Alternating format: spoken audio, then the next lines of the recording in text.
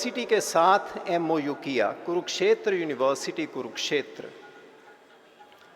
और इस समय बीए में कुरुक्षेत्र यूनिवर्सिटी में जो बीए फर्स्ट ईयर के स्टूडेंट्स हैं, बीए में 3 मेजर कोर्सेज होते हैं as per new education policy, as पर एनईपी 2020, और 3 में से एक मेजर स्टूडेंट्स बीए में भगवद गीता का कोर्स ले रहे हैं। ये हम सब के लिए बहुत प्रसन्नता की बात है, बहुत खुशी की बात है।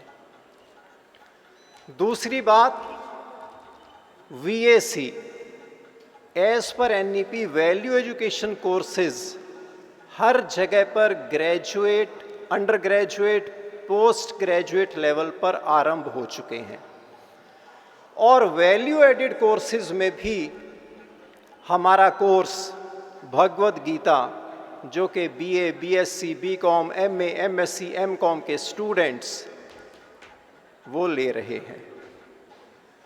हरियाणा में एक यूनिवर्सिटी है, गुरु Jambheshwar university of science and technology Hisar, और अभी आज ही पता चला है, न्यूज़ आई है कि उसकी ranking, all India ranking is 26।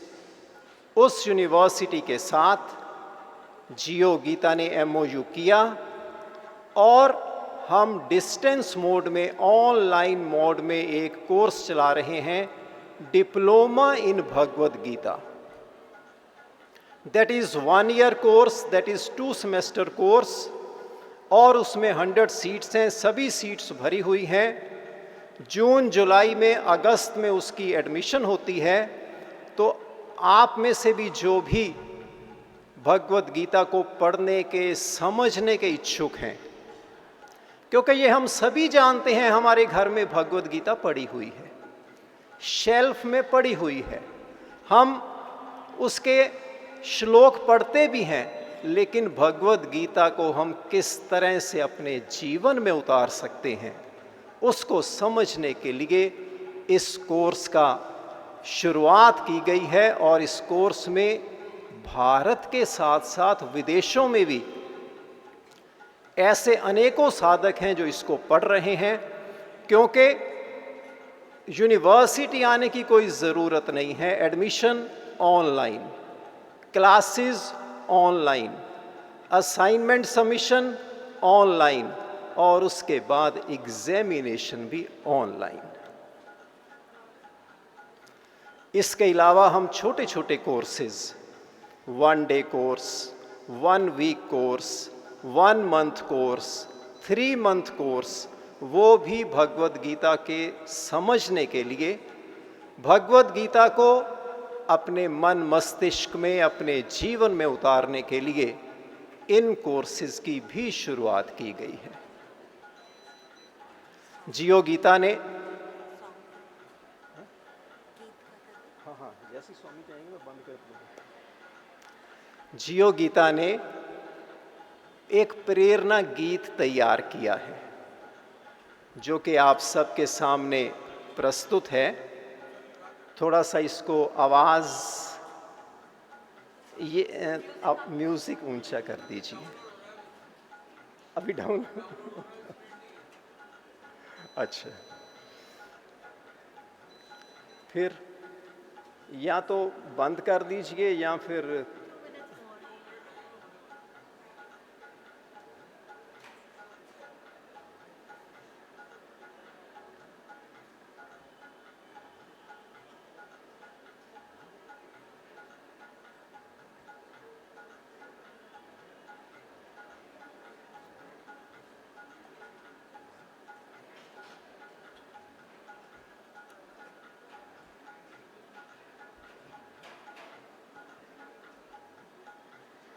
एक एक्स्ट्रा माइक दे दीजिए मेरे को।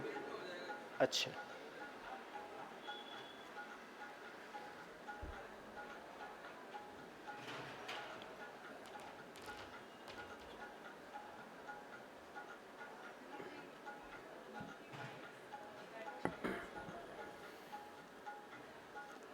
भगवद गीता के ऐसे अनेक श्लोक कि भोजन बनाते समय कौन सा श्लोक हमें उसका उच्चारण करना चाहिए, बोलना चाहिए, भोजन पकाते समय किस हेलो। श्लोक का।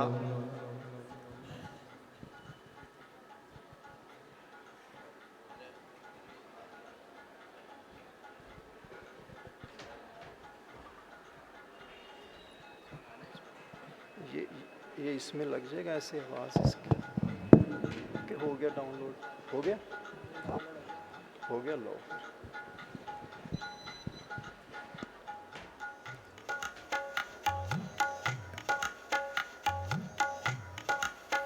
समरस संस्कारित गीता में हो भारत प्यारा, यही उद्घोष हमारा, यही संकल्प हमारा। करुणा मुदिता सद्भावना की बहे अमृत धारा, यही उद्घोष हमारा, यही संकल्प हमारा। समरस संस्कारित गीता में हो भारत प्यारा, यही उद्घोष हमारा, यही संकल्प हमारा। ना ऊंच नीच ना जात पात की दीवारें हों, मानवता की मुस्कान बिखेरती बौछारें हों। हम एक बने, हम नेक बने का हो एक नारा, यही उद्घोष हमारा, यही संकल्प हमारा। मारत समरस दे गीता में हो भारत प्यारा, यही उद्घोष हमारा, यही संकल्प हमारा। परहित हेतु निज हित का त्याग हम करना सीखें, संस्कार सेवा संयम सद्भाव के भरना सीखें। जीवन की राह में परमेश्वर ही सच्चा सहारा, यही उद्घोष हमारा, यही संकल्प हमारा। समरस संस्कारित गीता में हो भारत प्यारा, यही उद्घोष हमारा, यही संकल्प हमारा। समता समरसता संस्कारों का सार है गीता, सुखी जीवन विश्व बंधुत्व का दृढ़ाधार है गीता। जियो गीता का संदेश, ये भारत देश बने गीतामय सारा, यही उद्घोष हमारा, यही संकल्प हमारा। समरस संस्कारित गीता में हो भारत प्यारा, यही उद्घोष हमारा, यही संकल्प हमारा। आओ मिलकर संदेश पहुँचाएं देश विदेश में, गीता ही है समाधान आज के परिवेश में। जय गीता माँ, जय भारत माँ, गूंजे जयकारा, यही उद्घोष हमारा, यही संकल्प हमारा। धन्यवाद।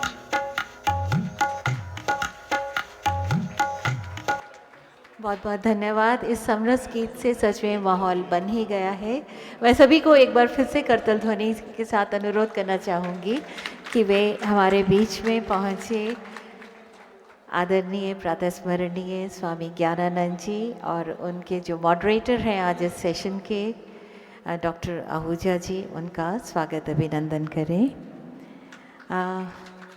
बहुत कुछ जियो गीता के बारे में आप जान चुके हैं, फिर भी फॉर्मली मैं 2 पंक्ति में बताना चाहूँगी। The Holy Bhagavad Gita, as we all know, is a timeless manual of life, a practical guidebook on meeting challenges of life in all domains. जीवन में जितनी भी चुनौतियाँ आती हैं उनको अगर हमें एक उसका फुल प्रूफ सॉल्यूशन चाहिए तो वो भगवद गीता में है। अपार्ट फ्रॉम राइटिंग गीता प्रेरणा महाराज जी द्वारा लिखी एक बहुत सिंपल टीका है गीता के ऊपर। For a common man to understand the Sanskrit verses of Bhagavad Gita in simple language, Gurudev has composed Shabd Shloki Gita for different professionals, doctors, engineers, teachers, and so on, making it an interesting journey through his simple, yes, yet complex life. कोई भी ज्ञान अगर सिर्फ पुस्तक तक सीमित रहे और जीवन में ना उतरे तो उसका कोई लाभ नहीं है। केवल महात्मा ही उसका महात्म हम गाते जाएं गीता का, उसका कोई फ़ायदा नहीं होगा जीवन में, और अभी तक ऐसा ही होता आया था। किंतु ज़िंदगी के कुछ आसान से फॉर्मूले जो परम पूज्य स्वामी ज्ञानानंद जी महाराज ने भगवद गीता से उद्धृत कर हमारे समक्ष रखे हैं, उन्हीं को आज हम Haridwar literature festival 3rd addition में जियो गीता के संग इस सेशन के माध्यम से जानेंगे। बच्चों और छात्रों के लिए ये विशेष लाभदायक सिद्ध होगा, इसलिए मैं अनुरोध करती हूँ कि जो भी यहाँ बैठे हैं, विशेषकर बच्चे, इसको ध्यान से सुने। और एक ब्रीफ इंट्रोडक्शन आज के जो हमारे मॉडरेटर हैं डॉक्टर आहूजा जी, मैं उनके देना चाहूँगी। मार्कंडे आहूजा जी, गूगल पे सर्च करें तो एक फेमस आई सर्जन का नाम सामने उभर कर आता है, वही हैं हमारे डॉक्टर मार्कंडे आहूजा जी, और ये जियो फाउंडेशन के नेशनल प्रेसिडेंट भी हैं जो हमारे बीच में आज पधारे हैं। और स्वामी जी को आप हमेशा संस्कार और अन्य टीवी चैनल्स के माध्यम से गीता के छोटे छोटे सूत्र देते हुए पाएंगे, और स्वामी जी के मार्गदर्शन में जियो गीता फाउंडेशन ने अब तक गीता इंटरनेशनल फेस्टिवल बहुत से देशों में ऑर्गेनाइज़ किए हैं, जिनमें कनाडा, लंदन, इंग्लैंड में मॉरिशस, श्रीलंका, ऐसे कुछ मुख्य देश हैं जहाँ पर गीता का प्रचार प्रसार आसान शब्दों में जो इंसान को जीवन जीने में उपयोगी होता है, उसी के प्रचार प्रसार में स्वामी जी लगे हैं। और हमने कोहली जी के माध्यम से आज काफ़ी कुछ सुना कि कैसे कोर्सेज डिज़ाइन किए गए हैं बिज़ी लाइफ प्रोफेशनल्स के लिए। 1 डे, 7 डे, ऑनलाइन भी हैं, फिज़िकल भी हैं, और आगे आगामी वर्ष में 26 में बहुत सी योजनाएं हैं स्वामी जी के द्वारा जो बहुत लाभान्वित होंगी सभी लोगों के लिए। मैं अनुरोध करूंगी डॉक्टर मार्कंडे आहूजा जी से कि वे अपने प्रश्नों के माध्यम से एक आम मानस में जो क्वेश्चंस आते हैं वो स्वामी जी पूछें, और स्वामी जी हमें सहज उपलब्ध हो जाते हैं, इसलिए हम ये जहमत उठाते हैं कि हर अपने जीवन का प्रश्न इनके सामने रखें और उत्तर पाएं। और इस सेशन के बाद में मैं ये भी चाहूँगी कि ऑडियंस में से भी कोई एक क्वेश्चन जो देना चाहें। और इससे पहले कि हम क्वेश्चन आंसर सेशन स्टार्ट करें, मैं आदरणीय संजय हांडा जी जो CEO चीफ ऑफिसर रहे हैं SBI में, वे पुष्प गुच्छ देकर स्वामी जी का अभिनंदन करें। साथ में मिस्टर NK शर्मा जी।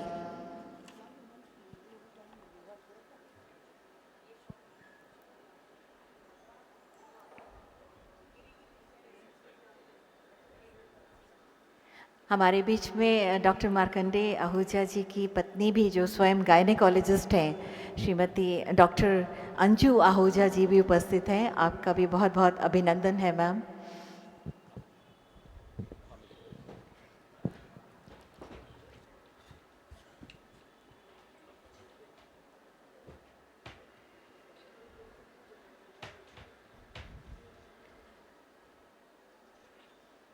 संजय हांडा जी, जो इस लिटरेचर फेस्टिवल की एक महत्वपूर्ण कड़ी हैं, स्वामी जी को शॉल उड़ाते हुए।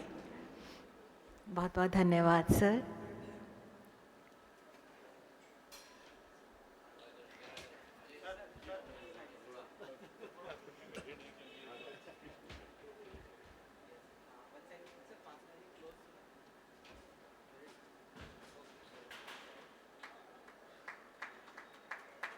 मैं प्रोफेसर ए.एस. कुशवाहा जी से भी अनुरोध करूंगी, वे कृपया मंच पे आए और हमारे अतिथि मॉडरेटर इस सेशन के डॉक्टर मार्कंडेय आहूजा जी का अभिवादन करें।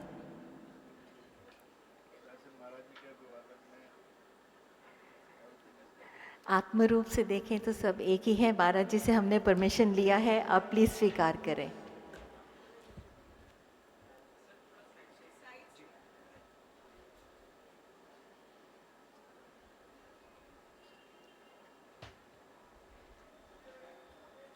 एक बार जोरदार करतल ध्वनि से हम सभी का, अतिथियों का अभिवादन करते हैं।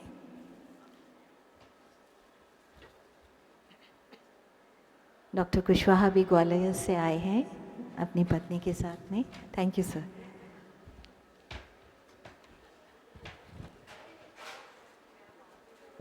मैं माइक के लिए अनुरोध करूंगी। ठीक है।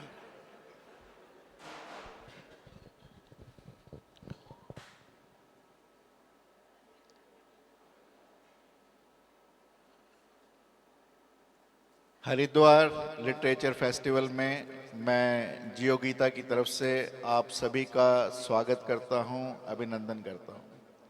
जैसा कहा गया कि मैं आई सर्जन हूं, तो सबसे पहले महाराज जी की आंख में मैं क्या देखता हूं उसकी चर्चा करता हूं।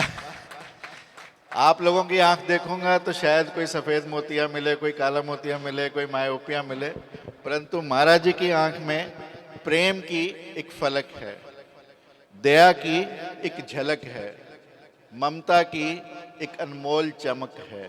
महाराज जी की आंखों में जन सेवा की एक ललक है, भारतीय संस्कृति की उन्नति की कसक है और एक अंतर्राष्ट्रीय झमक है, और गीता घर घर पहुंचाने का महाराज जी का प्रयत्न है। ऐसी महाराज जी की दिनचर्या है और महाराज जी पूरे विश्व में, और आज हरिद्वार का और हम सब का सौभाग्य है, और मेरा तो खास तौर पर सौभाग्य इसलिए है कि ऐसा मैंने 5 वर्ष तक महाराज जी के साथ निरंतर किया इंडिया टीवी के लिए। गीता में शायद कोई ऐसा शब्द या ऐसा कोई वाक्य ना बचा हो जिस पर हमने प्रश्नोत्तर या संवाद नहीं किया, और आज पुनः 2 वर्षों के बाद फिर महाराज जी से प्रश्न पूछने के लिए मुझे सौभाग्य मिला। मैं हरिद्वार लिटरेचर फेस्टिवल का बहुत बहुत धन्यवाद करता हूँ, खास तौर पे संजय हांडा जी का और राधिका जी का। इससे पहले कि मैं महाराज जी से प्रश्न करूं, मैं आप लोगों से पूछना चाहता हूं कि यहाँ कौन मानता है कि गीता को समझा है या केवल पढ़ा है? आप में से कृपया हाथ उठाएं कि किस किस ने गीता को समझा है या केवल पढ़ा है। Only 1 or 2, 3 hands. Anyway, I'll give more questions so that there are more audience which is participating. आप में से किस किस ने अपने जीवन में अर्जुन जैसा मोह या दुविधा को प्राप्त किया है या पाया है आप लोगों ने कि कभी कभी आप भी अर्जुन जैसी दशा में रहे हैं?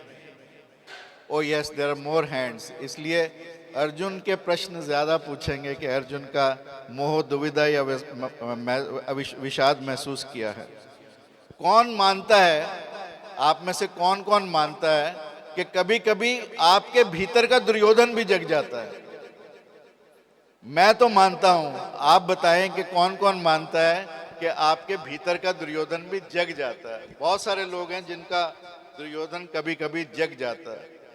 आप में से किसे किसे ऐसा लगता है कि सही जानते हुए भी हम कई बार चुप रह जाते हैं? जैसे भीष्म पितामह थे, सही जानते हैं परंतु फिर भी चुप रह जाते हैं। काफी बड़ी संख्या में लोग हैं। महाराज जी, तो भीष्म के बारे में हम चर्चा करेंगे और कहते हैं कि खामोशी की एक कीमत चुकानी पड़ती है जब सच बोलने का वक्त निकल जाता है। किसे किसे लगता है कि आज का ऑफिस, परिवार या समाज भी एक कुरुक्षेत्र है? लिटरेरी फेस्टिवल के ऑर्गेनाइजर्स को भी लगा होगा कि ऑर्गेनाइज करना भी एक कुरुक्षेत्र We है। all feel so. Definitely yes. कौन कौन गीता के श्लोक को व्हाट्सएप पर फॉरवर्ड कर चुका है परंतु पढ़ा नहीं है? ओ ग्रेट।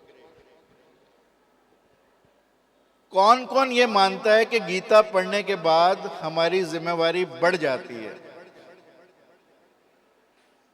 ओ यस। कौन कौन मानता है कि धर्म कठिन निर्णय मांगता है, सिर्फ अच्छी बातें नहीं? कठोर निर्णय धर्म पर चलने के लिए लेने पड़ते हैं। कौन कौन ये सोचता है कि आज महाराज जी के साथ संवाद के बाद उन्हें आशा है कि एक छोटा सा परिवर्तन उनके जीवन में आएगा? ये अच्छा। और मुझे लगता है कि आप लोग छोटा सोच रहे हैं। मुझे लगता है कि इस महाराज जी को सुनने के बाद निश्चित रूप से एक बड़ा परिवर्तन हम सबके बीच में आएगा। निश्चित रूप से वो हम आत्म क्रांति की ओर चलेंगे। जो मेहमान अभी पहुंचे हैं वो कृपया आगे आके स्थान ले सकते हैं। इधर राइट साइड में कुर्सी खाली है। Thank you. महाराज जी, जियो गीता कहती है कि उपदेश नहीं उपचार है गीता, मानवता का श्रृंगार है गीता। क्या गीता उपदेश है या युद्ध के लिए या रोजमर्रा के जीवन के लिए एक मनोवैज्ञानिक तैयारी? नारायण। नमामि गंगे तव पाद पंकजम गीता अमृत दुहे नमः। गंगा जी का तट है और गीता जी का संवाद है। दोनों का संबंध भगवान से है। एक चरणों से निकला अमृत है और एक श्रीमुख से प्रकट हुआ अमृत है। तो ऐसे दिव्य संयोग के साथ हम बैठे हैं। डॉक्टर मार्कंडेय आहूजा जी ने जो बात कही है उस पर हम बात करें। उससे पहले अच्छा लगा और निश्चित आपको भी अच्छा लगा होगा कि डॉक्टर मार्कंडेय जी ने संवाद की अच्छी तैयारी के रूप में आप सबको साथ जोड़ लिया। आप सबके अंदर एक उत्सुकता जगा दी, संवाद को सुनने की भी, समझने की भी और आगे आचरण में लाने की भी। जिस ढंग से उन्होंने आपसे प्रश्न किए और हम देख रहे थे जिस ढंग से आपने हर प्रश्न के साथ हाथ खड़े किए। शुरू के 1-2 प्रश्नों में हमें लगता है कि सब लोगों को लगा होगा कि सबके बीच में हम हाथ खड़ा करें, उसने नहीं किया। ये भी एक मनोविज्ञान है। ये भी एक ह्यूमन साइकोलॉजी है। कई बार ऐसे करके देख लेंगे भी कोई और किसी ने हाथ खड़ा किया है तो मैं भी कर दूं।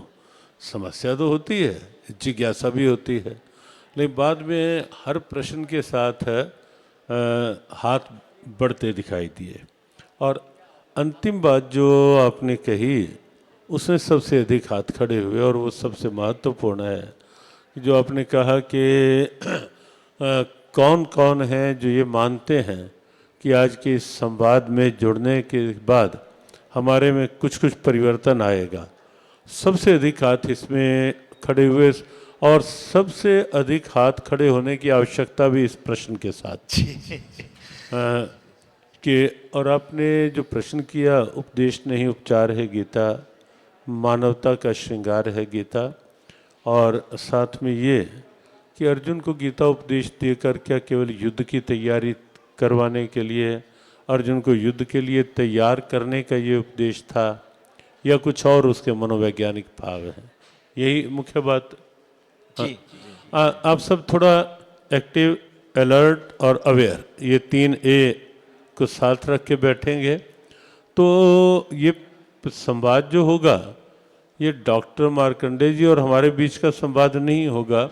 ये आपको लगे जैसे श्री कृष्ण और अर्जुन के बीच का संवाद केवल उन दो के लिए संवाद नहीं था, वो संवाद मानव मात्र जीवात्मा और परमात्मा के बीच का संवाद था, और एक बिल्कुल एक लिविंग डायलॉग के रूप में।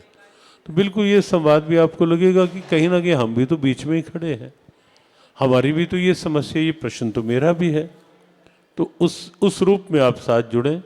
कुर्सी पर थोड़ी देर के लिए सीधा बैठेंगे तो वो ये निश्चित है कि भगवद गीता उपदेश तो है ही। उपचार इसलिए है क्योंकि गीता का उपदेश केवल युद्ध करवाने के लिए नहीं था।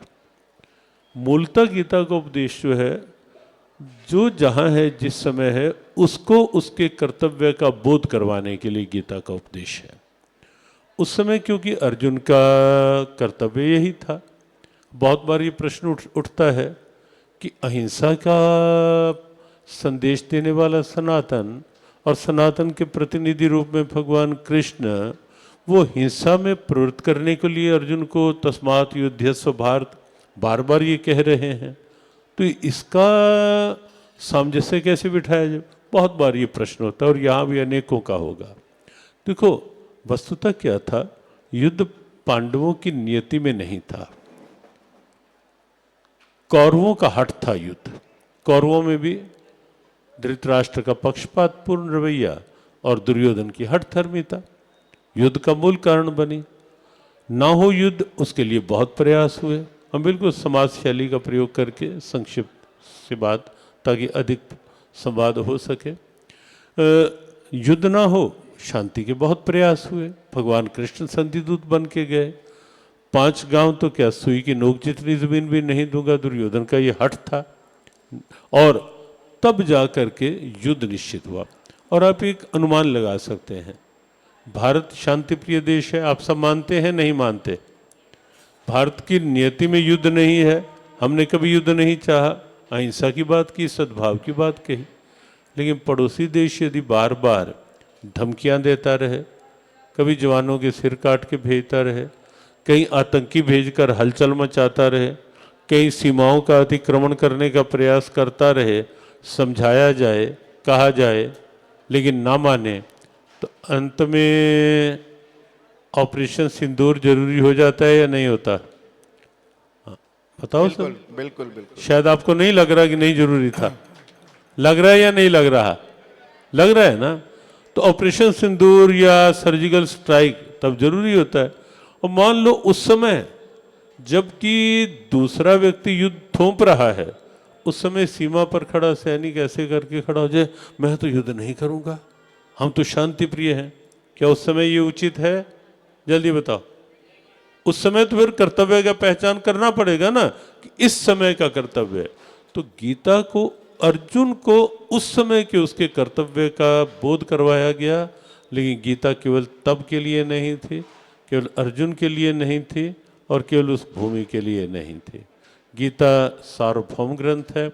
अर्जुन की जो मनोवैज्ञानिक जो बात आपने कही, बस एक बात और कह के, पहला अध्याय जो गीता जी का है उसमें अर्जुन की विकृत मानसिकता या विकृत अस्थिर मनोविज्ञान अर्जुन का सामने आता है। और आप कोई भी स्टूडेंट साइकोलॉजी का रहा हो या है, वो इस बात को समझ लेगा प्रथम अध्याय पढ़ के, क्योंकि लास्ट क्वेश्चन जो डॉक्टर मार्कंडेय जी का था उसको साथ साथ रखना है कि हमें केवल ये संवाद, थोड़ी देर का संवाद नहीं, हमारे अंदर भगवद गीता पढ़ने और उसको समझने की एक क्रेस्टी जाग जाए, उसके लिए आज का ये सत्र है। प्रथम अध्याय आप पढ़ेंगे कोई भी, तो आपको लगेगा कि जो भारतीय मनोविज्ञान की जो स्थिति है वो अर्जुन के साथ, बिल्कुल अर्जुन के साथ जुड़ी हुई आप देखेंगे। मन भ्रमित हुआ, विचलित हुआ, तन लड़खड़ा गया, और मनोविज्ञान ये है, मन गिरेगा तो शरीर भी सब गिरेगा। तो वहाँ से गीता प्रारंभ हुई और वहाँ जाकर गीता का समापन हुआ स्थितोऽस्मि और कृष्य वचनम तव। सब संदेह मिट गए, अब मैं स्थिर हूँ। जी जी, धन्यवाद महाराज जी। महाराज जी, मेरा प्रश्न एक हमेशा रहा है कि युधिष्ठिर सरल व्यक्ति था, सहज था, सत्यवादी था, धार्मिक था, और अर्जुन ने तो युद्ध बहुत किए थे, परंतु विषाद अर्जुन को क्यों हुआ? जबकि कलयुग में यदि हम देखें तो जितने जो सरल व्यक्ति हैं, सामान्य व्यक्ति हैं, उनको विषाद अवसाद ज़्यादा होता है बजाय इसके। तो मैं हमेशा ये सोचता रहता हूँ कि विषाद युधिष्ठिर को क्यों नहीं हुआ, अर्जुन को हुआ, पहली चीज। और दूसरी, गीता सुनानी ही थी तो अर्जुन क्यों, दुर्योधन को सुना देते, युद्ध ही रुक जाता महाराज जी। ये क्वेश्चन भी लास्ट टाइम आपको ध्यान होगा, लेस्टर में जब गीता फेस्टिवल चल रहा था, जी। वहाँ भी एक युवक ने बीच में ये खड़े होकर कहा था दुर्योधन को सुना देते। पहली बात जो है कि युधिष्ठिर को विषाद नहीं हुआ, अर्जुन को क्यों हुआ? और अर्जुन तो इससे पूर्व का अर्जुन यदि आप देखेंगे ना तो आप पाओगे कि अर्जुन बहुत बोल्ड व्यक्तित्व था, बहुत स्ट्रांग, बहुत कॉन्फिडेंट।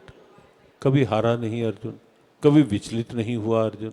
लेकिन यहाँ आकर क्यों और युधिष्ठिर क्यों? देखो, एक बात तो ये है, अर्जुन वास्तव में वैसा नहीं। कल हमने एक बात कही थी, कल एक बड़ी रोचक और रोमांचक प्रस्तुति थी यहाँ, नाट्य प्रस्तुति जोधपुर के कलाकारों के द्वारा। तो संयोग से हम 10-15 मिनट बैठे उसको देखते रहे। तो बाद में 2 शब्द बोलने थे, तो हमने उस समय कहा कि गीता का उपदेश देने से पहले जो अर्जुन की मनोस्थिति बनी, अर्जुन ना वहाँ ना वैसा कभी था, ना हो सकता था। सत्य ये है कि भगवान कृष्ण ने भविष्य की समस्याओं का आरोप अर्जुन में करवाया था। लीला, जैसे सीता जी को पहले बता दिया था ना कि तुम पावक माँ करो निवासा, तुम अग्नि में कुछ देर के लिए निवास करो, मुझे लीला रूप में सीता जी। तो ये भगवान की लीला थी। अर्जुन को प्रभु ने निमित्त बनाया था, क्योंकि अर्जुन ने भगवान के प्रति अपनी अनन्य निष्ठा दिखाई थी। मुझे आप चाहिए, क्यों चाहिए? मेरे रथ के सारथी बन जाओ। अब सारथी बने हुए थे तो उस रूप में अर्जुन को विषाद, पहले तनाव, दबाव, अवसाद, ये अलग अलग स्टेजेस, टेंशन, स्ट्रेस, डिप्रेशन, और आज भी यही स्टेजेस चलते हैं, और कर्तव्य से मुक्ता। तो उस कारण से अर्जुन में वो सब हुआ। और आज पूरे विश्व में आप देखेंगे जो तब की समस्याएं थी वो आज पूरे विश्व में एक यूनिवर्सल प्रॉब्लम कहो या यूनिवर्सल डिसीज़ कहो, विश्व रोग के रूप में आप आज पूरे विश्व में वो सब समस्याएं दिखाई दे रही हैं। और भगवान कृष्ण ने उपदेश केवल अर्जुन को नहीं देना था, आगे भविष्य को सामने रखकर भविष्य की मानवता के लिए उपदेश था, इन समस्याओं के समाधान के लिए। और दूसरी बात एक और आपने जो कही, वो निश्चित आज के युवाओं को लगती है कि दुर्योधन को ही उपदेश दे देते हैं।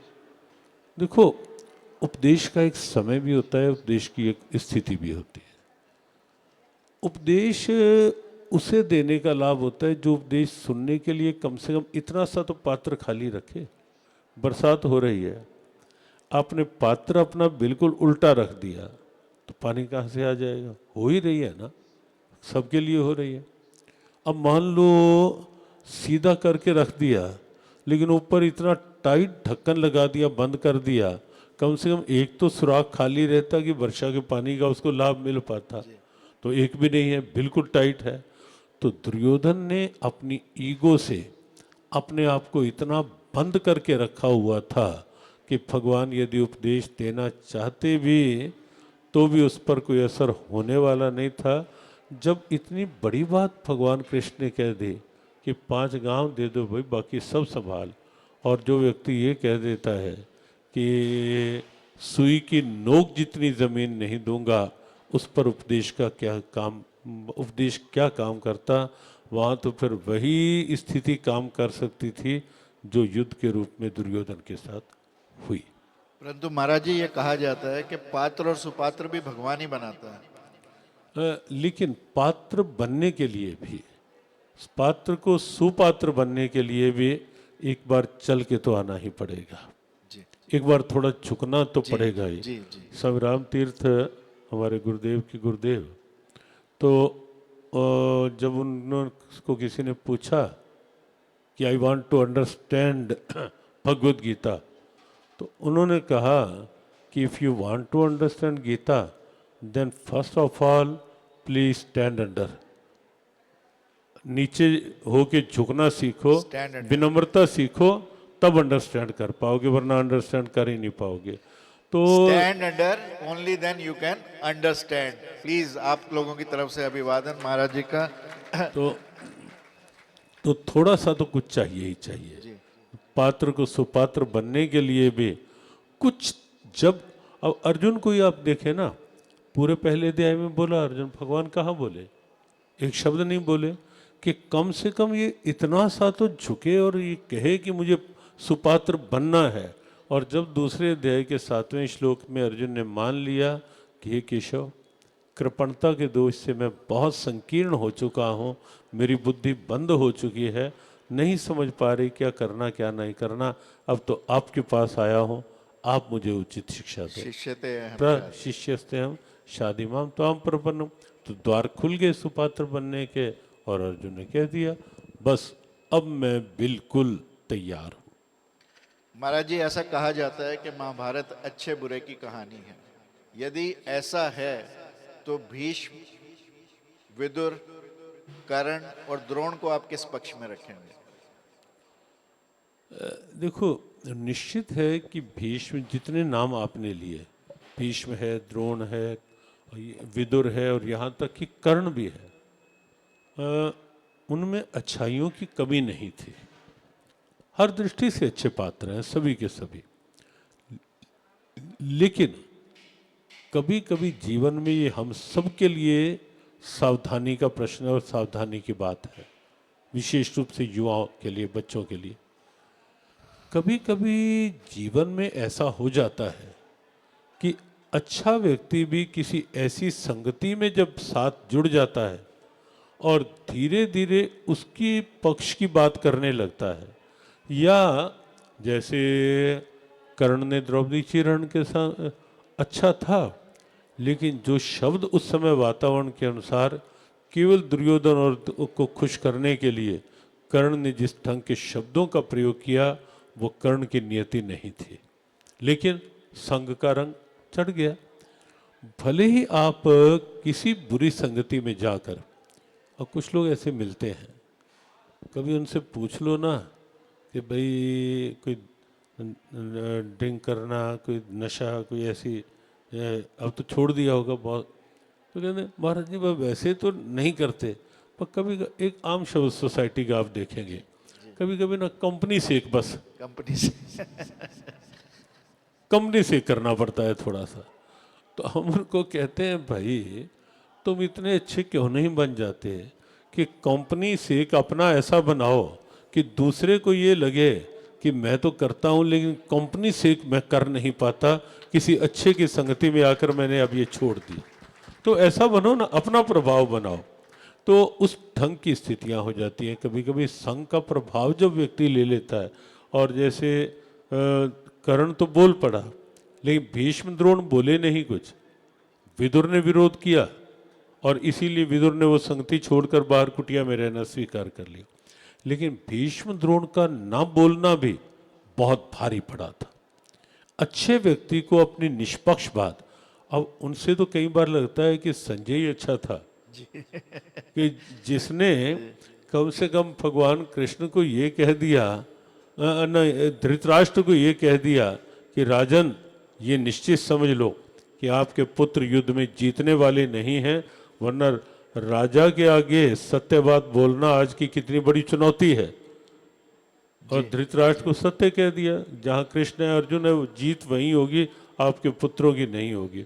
लेकिन भीष्म द्रोण का मौन, उसकी भी भारी कीमत न केवल उन्हें चुकानी पड़ी बल्कि अनेक समस्याओं के रूप में, युद्ध के रूप में समाज को भी चुकानी पड़ी।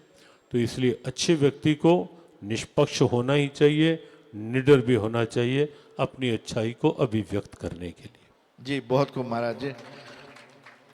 महाराज जी, एक तरफ गीता कहती है कर्मण्य व अधिकारस्ते माँ फलेषु कदाचन, दूसरी तरफ आज का युवा करियर ओरिएंटेड है, जहाँ पर सब कुछ पैकेज में है, पे, प्रमोशन, सब कुछ पैकेज से चलता है, चाहे उसकी पोजीशन भी हो। ऐसे में क्या एम्बिशियस होना गलत है? पहली बात। दूसरी बात कि क्या हम अपने सपनों को छोड़ दें और फल की इच्छा ना करें? डॉक्टर मार्कंडे जी का ये जो प्रश्न है, ये हमें लगता है आज के प्रत्येक युवा का भी प्रश्न है, प्रत्येक उद्यमी का भी प्रश्न है। बिल्कुल स्वामी जी। हाँ, ये प्रश्न जो है या नहीं है, ये प्रश्न यस। सबको लगता है ये कि एम्बिशियस होना गलत है क्या, कि इच्छा रख करके कर्म करना? बिल्कुल गलत नहीं है। गीता ने भी इसे गलत नहीं माना। लेकिन जब गीता जी ने ये कहा कि माँ फलेषु कदाचन, फल की इच्छा रखकर कर्म नहीं करो, उसमें आप इसको ठीक से समझें। लक्ष्य ऊंचा रखो, लक्ष्य अच्छा रखो, कोई प्रॉब्लम नहीं है। लेकिन भगवत गीता एक बिल्कुल प्रैक्टिकल अप्रोच का ग्रंथ है। गीता कहती है कि जो चिंता पहले से, जो एनर्जी पहले से आप फ्यूचर की चिंता करके वेस्ट करते रहते हो, जो हमारे हाथ में है ही नहीं, उससे होता क्या है कि फ्यूचर की टेंशन हमारे प्रेजेंट को बिगाड़ती रहती है। फ्यूचर की टेंशन यदि रखेंगे, क्या मिलेगा, क्या होगा, ना हुआ तो जैसा मैंने एम्बिशंस की हैं वैसा फल ना मिला, वैसा रिजल्ट ना आया तो क्या होगा? इससे क्या होगा? वेवरिंग बढ़ती जाएगी, कंसंट्रेशन कम होगी या नहीं होगी? जल्दी बताओ, कंसंट्रेशन बिगड़ेगी या नहीं बिगड़ेगी? और जितनी कंसंट्रेशन बिगड़ेगी, कॉन्फिडेंस लेवल उतना ही डाउन होता चला जाएगा। ये बिल्कुल। और बिना कंसंट्रेशन और कॉन्फिडेंस के कैरियर में कोई अच्छा स्टेटस बना पाना वो संभव नहीं, बिना कंसंट्रेशन और कॉन्फिडेंस किसी भी फील्ड में। तो भविष्य की चिंता प्रेजेंट को बिगाड़ती है। गीता का ये है कि आपका कर्म आपका फल बनेगा, आपका पुरस्कार अपने आप बनेगा। अपनी पूरी एनर्जी अपने प्रेजेंट पर, अपनी ड्यूटी पर फोकस रख के, जो एनर्जी फ्यूचर की टेंशन में क्या मिलेगा की चिंता में वेस्ट कर रहे हो, उसको प्रेजेंट में फोकस करके रखो। फ्यूचर अपनी टेंशन आप करेगा, परिणाम अपने आप अच्छा आएगा। बहुत सुंदर, थैंक यू स्वामी जी। इसका मतलब स्वामी जी, सपने रखना मना नहीं, परंतु सपनों में खो जाना मना है, ये गीता सिखाती है। हाँ, सपने रखना मना नहीं, बिल्कुल ठीक बात है। लेकिन सपनों में इतना खो जाना कि असलियत को भूल जाना, ये बिल्कुल अच्छा नहीं है। सपने बनाओ लेकिन वास्तविकता को भूलो नहीं। उन सपनों को साकार करने के लिए पूरा सीरियस एफर्ट करो, टेंशन नहीं, स्ट्रेस नहीं। महाराज जी, कैरियर के साथ साथ आजकल कंपैरिजन का भी समय है, तुलना का समय है। माँ बाप भी बच्चों को तुलनात्मक उनका वैल्यूएशन करते हैं कि किसकी तुलना में कौन, टीचर्स भी ऐसा करते हैं।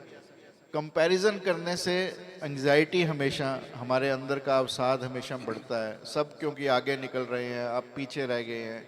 तो गीता पढ़कर एंग्जाइटी कैसे कम हो, कैसे व्यक्ति अपने आप को तुलना से दूर रखे?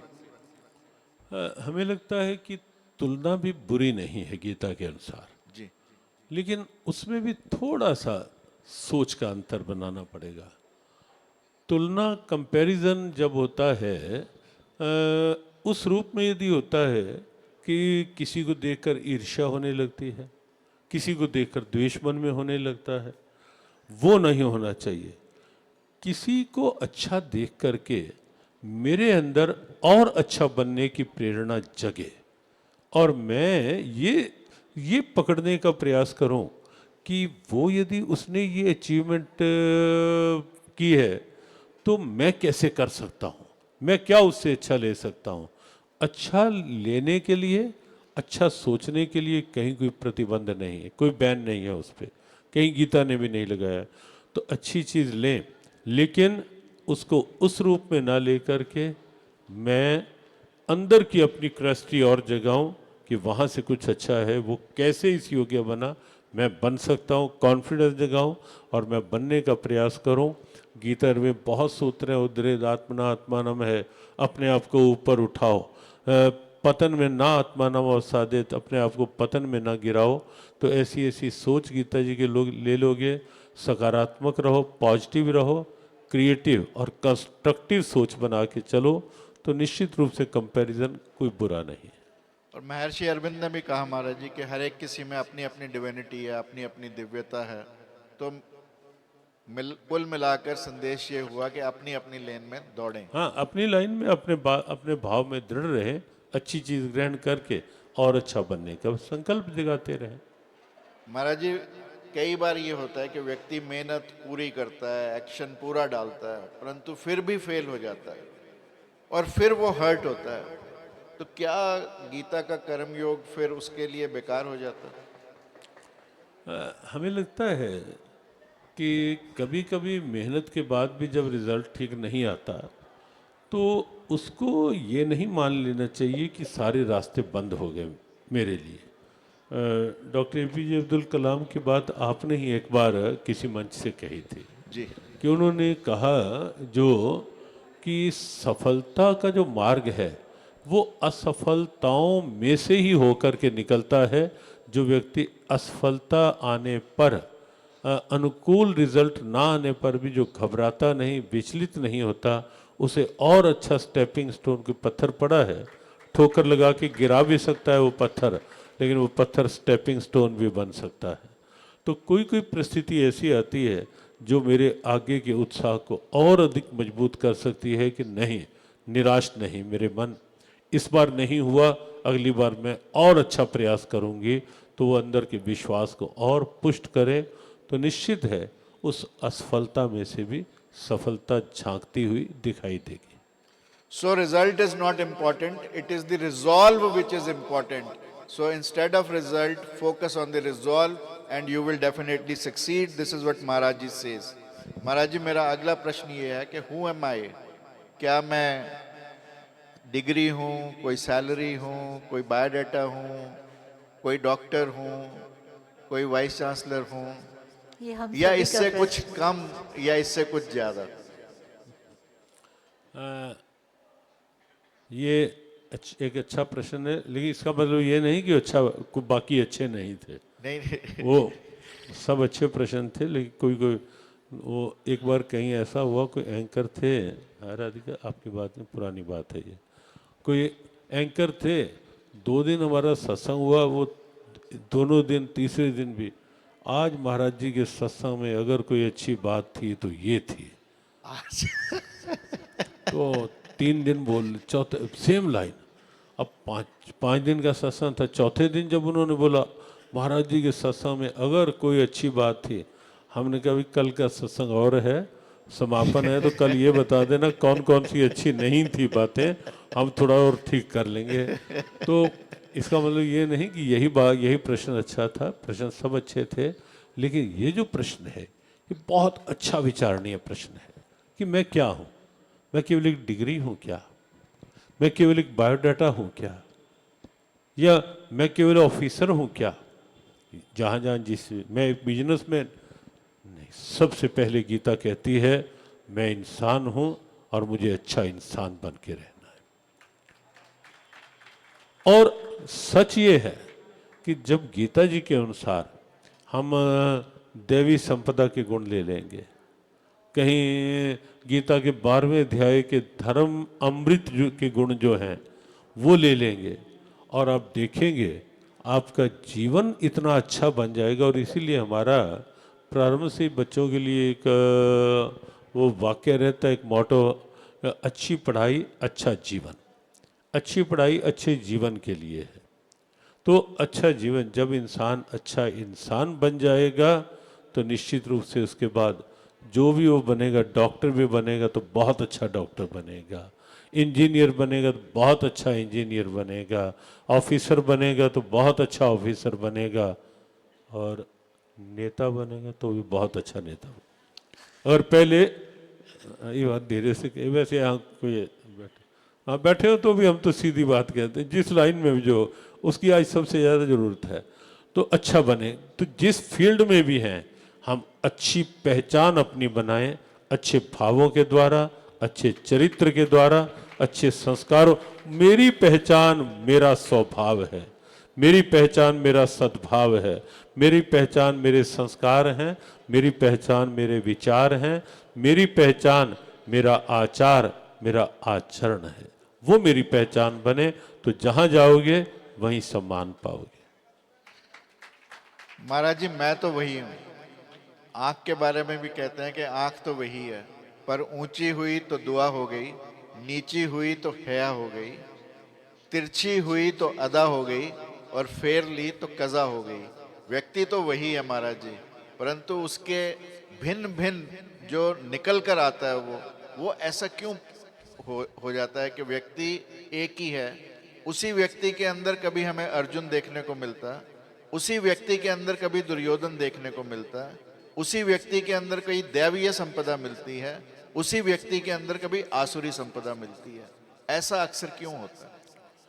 को जो एक तो प्रारब्ध अपना काम करती है, और दूसरी बात यह है कहीं ना कहीं तीन गुण सबके अंदर है। सत्व भी है, रज भी है, तमोगुण भी है। जी कभी कभी क्या होता है, समय के साथ भी, कभी संगति के साथ भी, वातावरण के अनुसार भी, कभी कभी ऐसा हो जाता है मनुष्य के अंदर का जब सत्व जगता है तो अर्जुन जाग जाता है, युधिष्ठिर जाग जाता है। सत्व जब जगता है तो गीता की दैवीय संपदा कहीं ना कहीं जगती हुई दिखाई देती है।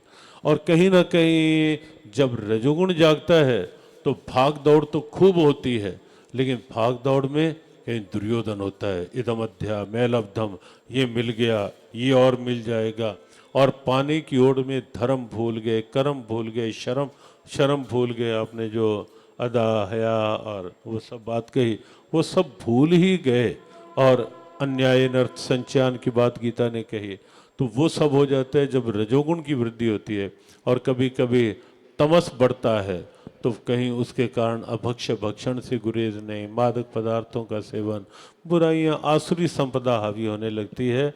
तो इसीलिए अच्छी संगति की आवश्यकता है, इसीलिए भगवत गीता के साथ जुड़ के जीने की आवश्यकता है कि तम और रज दोनों थोड़ा शांत स्थिति में रहें, सत्व बड़ा रहे, ताकि जीवन की वास्तविक पहचान हमारे सामने आ पाए और दूसरों के सामने भी आ पाए। बिल्कुल ठीक कहा महाराज जी। बॉडी से बीइंग हम कैसे हों ये आपने नटशल में हमें समझाया महाराज जी। दो प्रश्न और फिर बच्चों से सीधा संवाद करेंगे। फेलियर सोचकर महाराज जी कि मैं असफल हो जाऊंगा, व्यक्ति फ्रीज हो जाता है, कुछ भी नहीं कर पाता। ऐसा क्यों होता है महाराज जी, और गीता क्या कहती है इसके बारे में?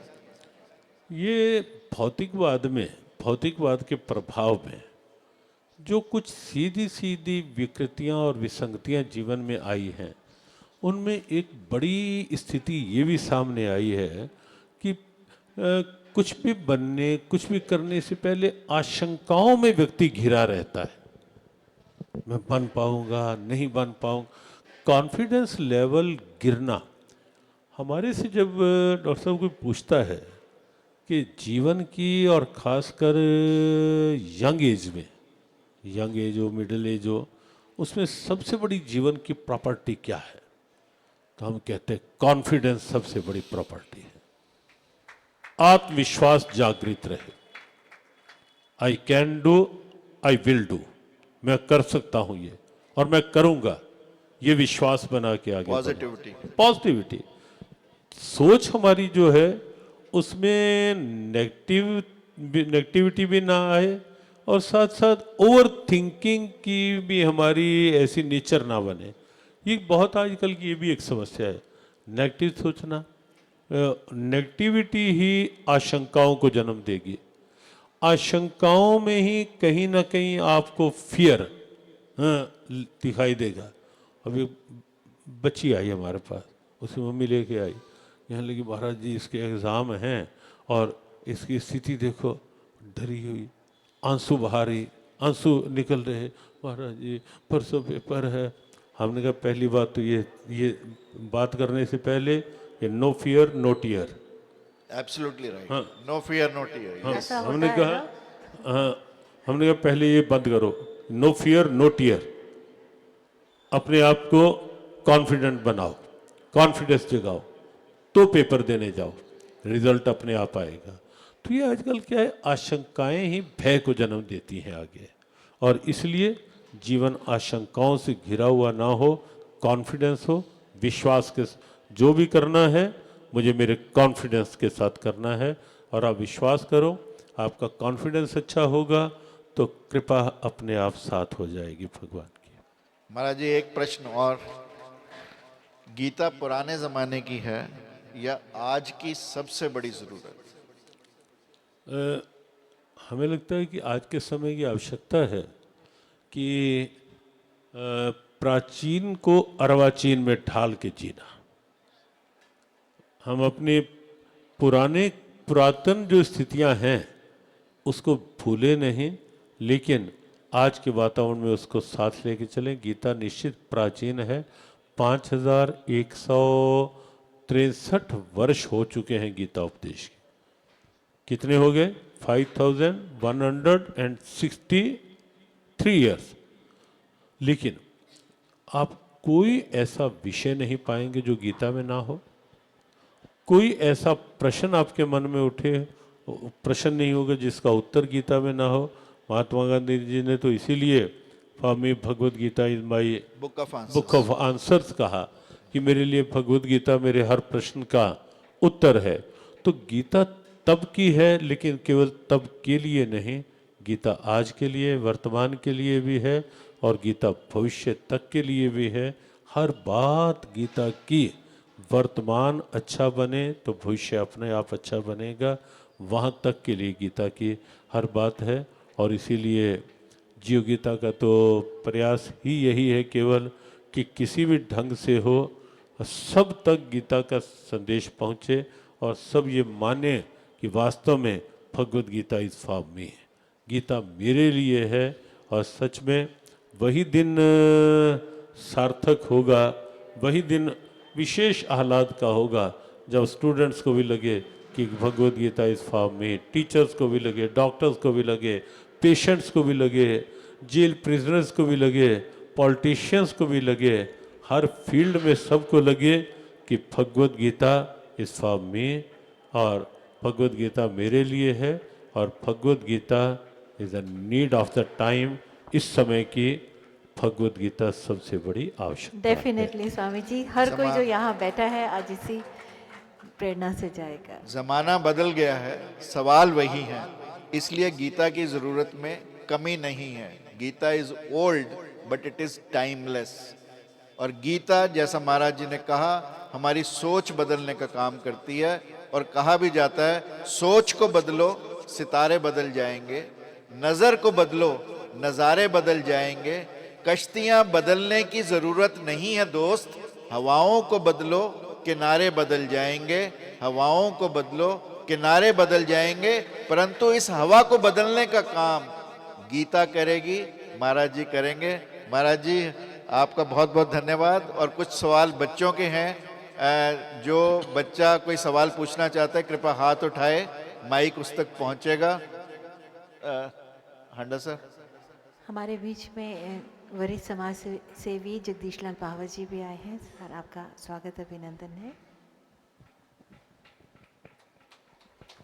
एक बार जोरदार तालियां पावा जी के लिए, अपना समय निकालकर हम सबके बीच में आए हैं। Yes, any question from the student side please, you are most welcome. Say your name first and then the Yes. question. Yeah, please.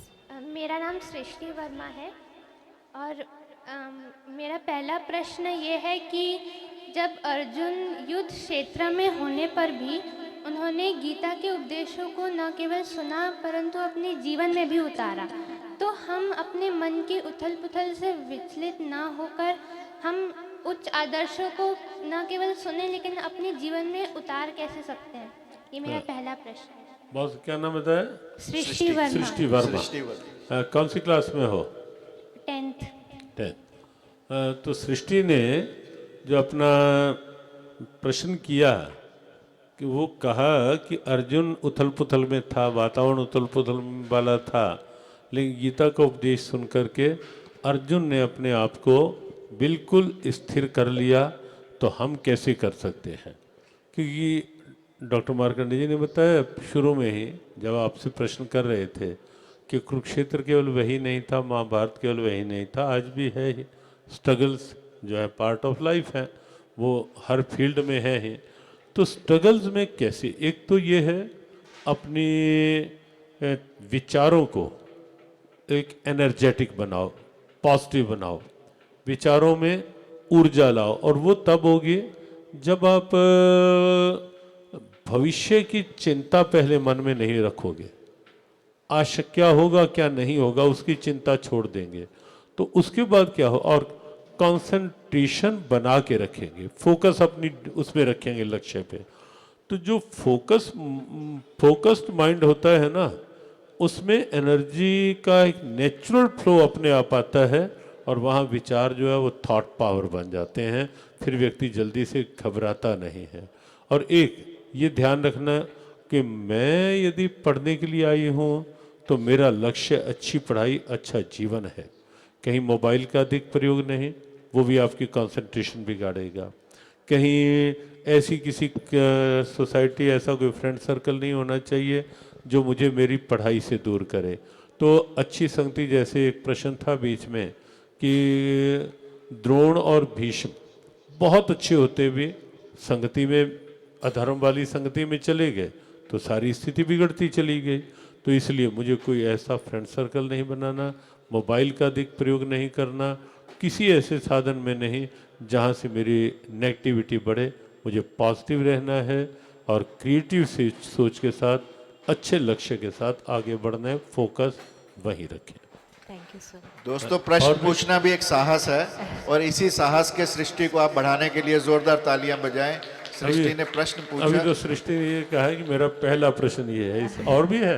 Doctor साहब, एक मथुरेश का भी प्रश्न आप ले लें आहूजा जी।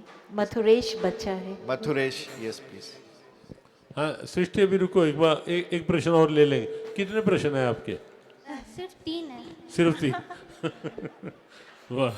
अभी बेटे सृष्टि आपकी कह रही दोबारा है, बारी सिर्फ आती 3 है। प्रश्न है मेरे। हाँ जी। एक बार और बारी मथुरेश आएगी। प्लीज, दोबारा आएगी बेटे बारी, आप बैठो प्लीज। स्वामी जी, मथुरेश गीता का कोई श्लोक कहना चाहता है। यहाँ बहुत से बच्चे ऐसे हैं जो गीता मथुरेश किधर है? रोज पाठ करते हैं, मथुरेश तो हम अनुरोध करेंगे कि इसको प्रथम अध्याय पूरा कंठस्थ है, लेकिन हम अनुरोध करेंगे कि 2 श्लोक आप प्लीज कह दें और आगे आके यहाँ पे कहें।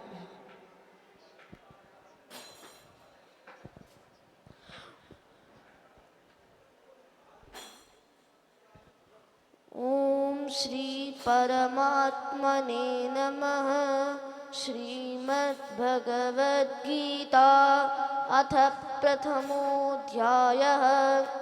अर्जुन विषादयोगः।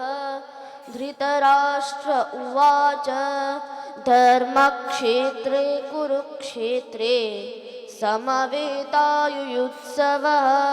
मामका पाण्डवाश्चैव किमकुर्वत सञ्जय। सञ्जय उवाच दृष्ट्वा तु पाण्डवानीकं व्यूढं दुर्योधनस्तथा आचार्यमुपसंहम्य राजा वचनमब्रवीत्। पश्चैतां पाण्डुपुत्राणाम् आचार्यमहतीं च मूं व्यूढां द्रुपदपुत्रेण तव शिष्येण धीमता। अत्र सूरा महेश्वास भीमार्जुनसमायुधि युयुधानो विराटश्च द्रुपदश्च महारथः। Thank you, thank thank you so thank you much. बेटा। पूरा बहुत इसको सुंदर। अध्याय वंडरफुल कंठस्थ है। वॉइस, बहुत अच्छा। तत्सदिति श्रीमद् हाँ अभी नहीं बोलना, वो तब बोलना होता है, उत्क्रांत। वो तब बोलना होता है ना जब समाप्त अध्याय पूरा करोगे। नेक्स्ट टाइम पूरा अध्याय सुनेंगे ना, फिर ओम तत्सदिति भगवद गीता स्वप्निष, वो भी साथ। बहुत उत्तम।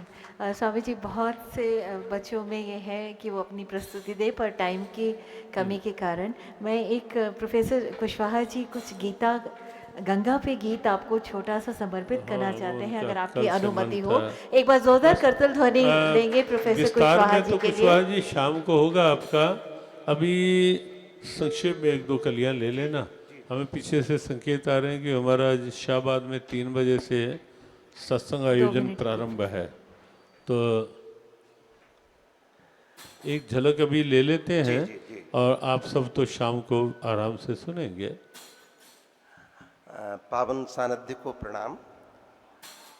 अलौकिक पारलौकिक देवनदी गंगा के ऊपर ये मेरी ये कविता है, वो यहाँ समर्पित है आप सभी को, बिना किसी भूमिका के। गंगा नभ का गायन है, गंगा है शिव का वरदान। गंगा नभ का गायन है, गंगा है शिव का वरदान। सगर वंश की मुक्तदायिनी वाणी की वीणा की तान। गंगा गर्भ हिमालय का, गंगा गर्भ हिमालय का, गंगा भारत की तकदीर। ओ कान्हा की वंशी ध्वनि गंगा, नारायण का सलिल शरीर। गंगा सत्य शपथ, गंगा सत्य शपथ सतयुग में, त्रेता में गंगा गीता। गंगा सत्य शपथ सतयुग में, त्रेता में गंगा गीता। हो काल कवच कलयुग में गंगा, ओ द्वापुर में गंगा गीता। गंगा नाम अमरता का, गंगा नाम अमरता का, सरता नहीं मुक्ति का द्वार। ओ कैसा भी पापी आ जाए, अपने सिर पर लेती भार। ओ गंगा वेदों की गरिमा है, इसमें डुबकी सहज समाधि। गंगा वेदों की गरिमा है, इसमें डुबकी सहज समाधि। ओ अंजुर भर गंगा जल पी ले, आती नहीं पास फिर व्याधि। गंगा जो इस देश की बोली, गंगा भारत की भाषा। गंगा जो इस देश की बोली, गंगा भारत की भाषा। ओ गंगा नदी नहीं है केवल जनमन मंगल की आशा। गंगा संस्कृति का गर्जन है, हम सब में जो दृश्यादृश्य। ओ गंगा चेतनता का स्वर है, वर्तमान भी भूत भविष्य। ओ गंगा के ये घाट हमारे, पूज्य आपको समर्पित है ये पंक्ति। गंगा के ये घाट हमारे परमहंस संतों के प्रहरी। गंगा के ये घाट हमारे परमहंस संतों के प्रहरी। ओ किलकारी कबीर की गूंजी, ओ पंडित जगन्नाथ की लहरी। गंगा की लोरी सुन सुन कर अंगड़ित हुए ब्रह्म ज्ञानी। ओ देव नदी की आंखों का ही हमने सुखा दिया पानी। इतने अंधे हुए ये स्वार्थ में गति पर डाल दिए ताले। इतने अंधे हुए स्वार्थ में गति पर डाल दिए ताले। ओ माता की पावनता पर नित लाखों गिरते हैं नाले। यह कैसा विकास है जिसने बंदी हमें बना डाला। यह हिरास की सीमा है, काल खंड सबसे काला। यह विलंब की घड़ी नहीं है, निर्मलता हो पुनः अखंड। और रोद रूप मत भूलो माँ का, विगत दशक की प्रलय प्रचंड। युगों युगों से जो सरता, मैं क्षमा चाहता हूँ एक पंक्ति कहकर मैं बस विराम देता हूँ। चलो आज संकल्प उठाएं, चलो आज संकल्प उठाएं, इसे बनाए निर्मल धारा।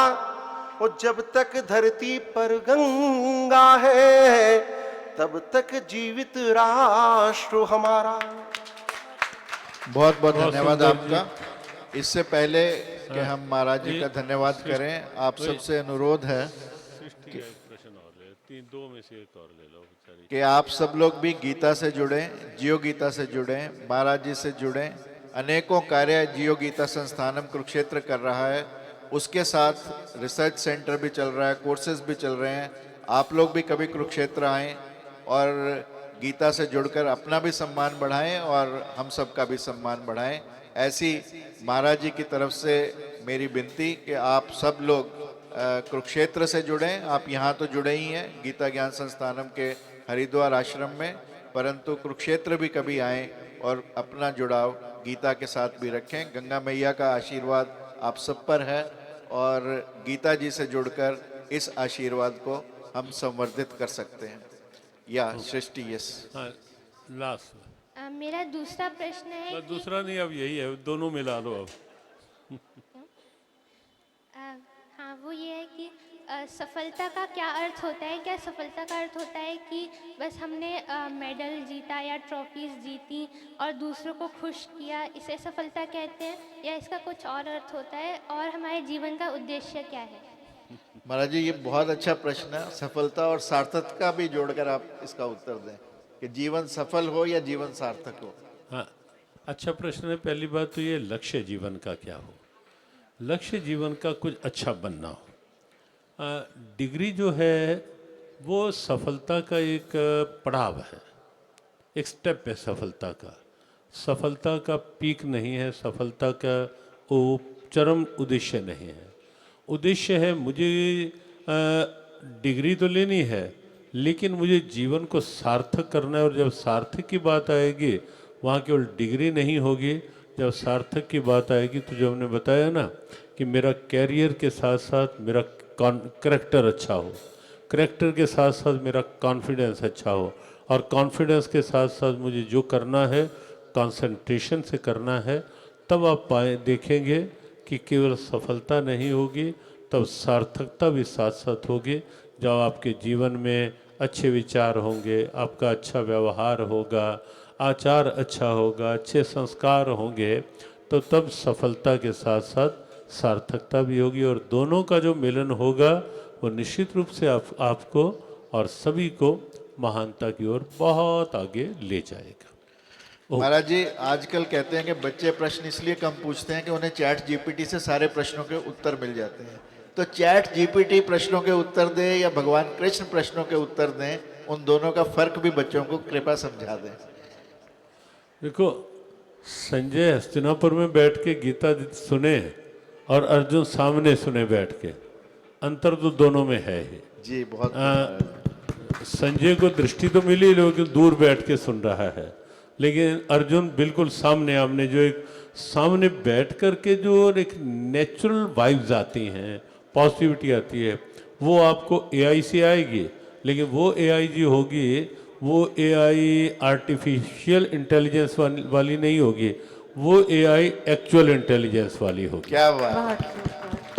बहुत से सूत्र आज मिले। थैंक यू सो मच महाराज जी, बहुत बहुत धन्यवाद। और मैं चाहता हूं कि आप सब लोग एक बार अपने स्थान पर खड़े होकर महाराज जी का अभिनंदन करें, अभिवादन करें और धन्यवाद करें। सुनाते सुनाते खुद ही कृष्णमय हो चुके हैं। साक्षात कृष्ण के आज हमको वचन सुनने को मिले। बहुत बहुत शुभकामनाएं आप सबके लिए। बैठ जाएं आप। जो 3 दिन का ये हरिद्वार लिटरेचर, क्या पूरा नाम क्या रखा हुआ था, हरिद्वार लिटरेचर फेस्टिवल, हरिद्वार साहित्य उत्सव, जो 3 दिन का यहाँ रखा हुआ है, आज बाद दोपहर इसका समापन होने वाला है। और कल शाम को एक प्रस्तुति हमने देखी, बाद में भजन भाव भी चलता रहा, वो हम कुछ कुछ सुनते रहे, अच्छा वो भी था। लेकिन 3 दिन के जो कार्यक्रम हुए और जिन जिन ने पार्टिसिपेट किया, उन सब के लिए हमारी बहुत बहुत शुभकामना, मंगल कामना। यहाँ श्री कृष्ण कृपा धाम को चुना आपने अपने इस उत्सव के लिए। हमें ध्यान है कि एक बार पूर्व में शायद कहीं गुरुकुल में था, गुरुकुल कांगड़ी यूनिवर्सिटी में था, और तब भी ऐसा एक संवाद हुआ था। और उस संवाद में मॉडरेटर के रूप में डॉक्टर राधिका नागरथ वो सामने थे। तो इस बार यहाँ डॉक्टर राधिका एंकरिंग के रोल में थी, और डॉक्टर मार्कंडेय आहूजा जी को हमारे संजय हांडा जी का विशेष मन था कि डॉक्टर मार्कंडे जी आएँ और वो संवाद करें तो उससे हम सबको दोनों ओर का लाभ मिलेगा। तो ये संयोग बना, रोहतक से विशेष रूप से आए, गहरी धुंध भी थी पूरे रास्ते में, लेकिन तो भी आए, भगवान की कृपा। बहुत बहुत शुभकामना। और पूरी आयोजक टीम के लिए भी हमारी ढेरों शुभकामनाएं। ये कृपा। हाँ, डॉक्टर श्रवण शर्मा जी कल उन्होंने नाम लिया था, सामने बैठे हैं, उनकी विशेष भूमिका इस पूरे आयोजन में है। आपके लिए विशेष शुभकामना। और हमारी तो संस्कृति में जब भी आप देखेंगे सबसे पहले ये श्रवण ही आता है। नवदा भक्ति आई तो उसमें श्रवणम कीर्तनम यस्या, श्रवणम कीर्तनम, वहाँ भी श्रवण है। उपनिषदों में यदि आत्म साक्षात्कार की बात आई तो वहाँ भी श्रवण मनन निध्यासन, पहले श्रवण की बात आई।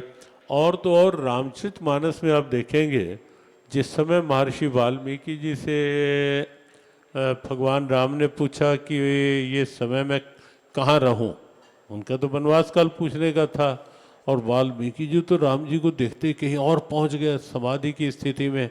और उन्होंने जो स्थान बताए वे कहाँ कहाँ रहो आप, उनमें भी सबसे पहला स्थान यही बताया, जिनके श्रवण समुद्र समाना, कथा तुम्हार सुभगसरी, जिनके श्रवण जो है, कान जो है इतने खुले हैं कि सुन सुनकर भी लगता है और अच्छा सुने। तो आपके लिए बहुत बहुत शुभकामना संजय जी, सुनील जी और जो जो भी टीम के सहयोगी सब सदस्य, सबके लिए हैं। डॉक्टर करुणा जी, आप सबके लिए बहुत बहुत शुभकामना। डॉक्टर निधि, हाँ हाँ, सब जो भी बैठे हैं जी, सबके लिए बहुत बहुत शुभकामना। और जैसा डॉक्टर मार्कंडेय आहूजा जी ने कहा कि हम सब मिल कर के हरिद्वार में हम चाहेंगे डॉक्टर श्रवण जी से भी और सबसे मिल कर के कि हम कैसे संस्कारों के रूप में, और आपका ये साहित्य अकेडमी जो है वो भी कैसे हम मिलकर सबके साथ गीता जी को हर फील्ड तक पहुंचा पाएँ वो व्यवहारिकता के साथ। तो उस पर हम विचार करेंगे। और संजय हांडा जी उसमें थोड़ा हमने कहा है कि थोड़ा लीडिंग रोल में रहेंगे और सब मिलकर साथ हम अच्छे वातावरण की ओर बढ़ेंगे। प्रार्थना के वाक्यों के साथ। मेरे नाथ मैं आपको भूलूं नहीं, आपको भूलूं नहीं, मेरे नाथ मैं आपसे दूर ना रहूं, आपसे दूर ना रहूं, आप मुझसे दूर ना रहें, आप मुझसे दूर ना रहें। मेरे नाथ आप अपनी कृपा सदा सब पर बनाए रखें, सदा सब पर बनाए रखें। भगवान की मंगलमय कृपा सब प्रकार से सब पर बनी रहे। सबके लिए बहुत बहुत शुभकामना। तरुण जी, तरुण किधर है?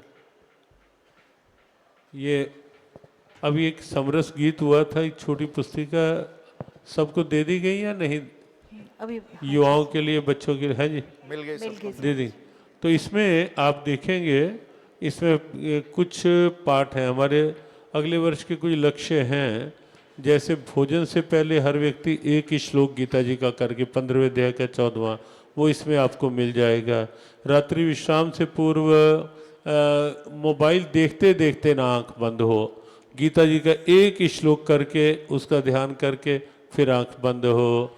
ऐसे कुछ श्लोक हैं। 1 मिनट एक साथ गीता पाठ का जो जीव गीता का आह्वान है वो इसमें है, संस्कृत में भी और उसका काव्य अनुवाद भी है। और विशेष रूप से आदर्श ग्रस्त के क्या सूत्र हैं वो आपको इसमें दिखेंगे, 7 दिन के 7 सूत्र। तो ऐसे कई प्रयोग हैं इसमें भी। और है जी, आपके लिए हमारे पास है। तो बहुत बहुत शुभकामनाएं।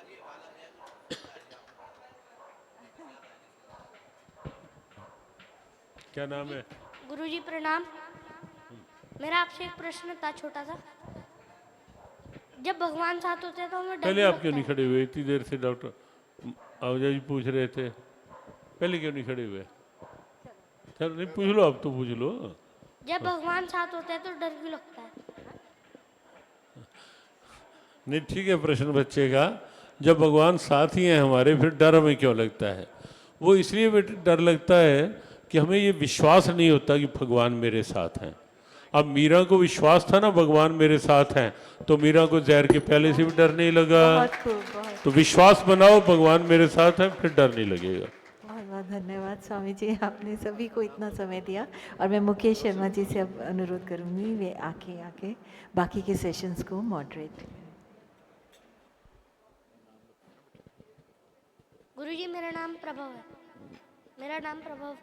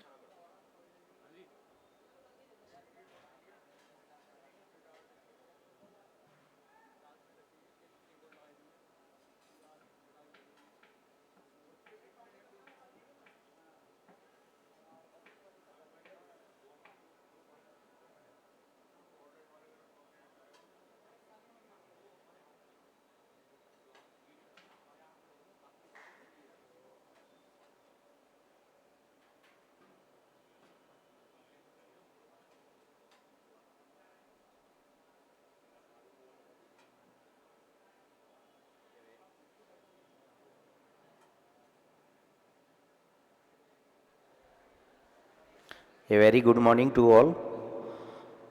अभी आपने जियो गीता के संग विमर्श विषय पर महाराज जी को सुना। बहुत ही सुंदर सत्र, जिससे आपने बहुत कुछ सीखा।